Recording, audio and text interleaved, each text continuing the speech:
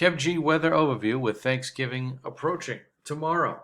And it looks like Mother Nature is going to give us a little bit of a respite from all the chilly weather that's moved in this week. We'll have one day where it's nice and mild, and it's going to be on a day where we are celebrating. So that's quite a nice little respite from the chill that has moved in. But then we'll get back into it for Friday. So if you're going shopping Friday, bring the coat. Don't be deceived by Thursday. It's going to be a windy, chilly day, especially later in the day as those winds pick up. So, interesting times ahead, I think. The overall weather pattern is basically what the models have suggested all along. We have cold air that, for the most part, is locked into the eastern part of the United States.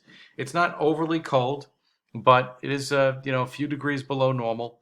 And this cold air is going to reinforce itself over the weekend and then gradually move out again by the time we move into next Wednesday to start the month of December. Now, the question is, once we get past Wednesday, do we get into a period of mild weather, as the GFS would have you believe tonight, between basically the 1st and the 5th? Well, it's a distinct possibility.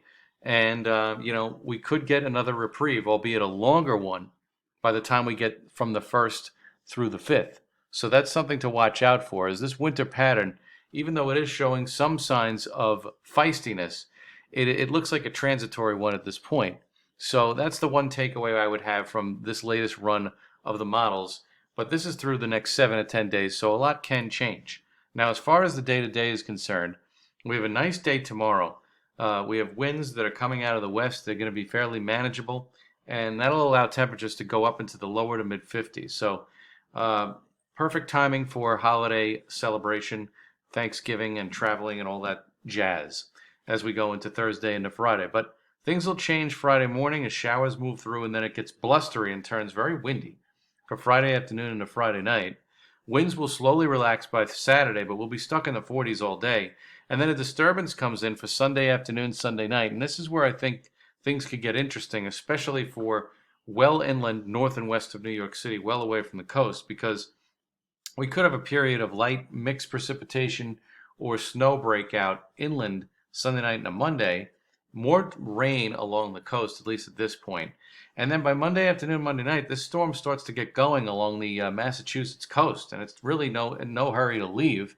So portions of southern New England away from New York City and Boston, well inland areas, the ski areas, they could be in for an accumulating snow Monday night into Tuesday. But again, this is fairly far off, so I wouldn't be making your ski plans just yet.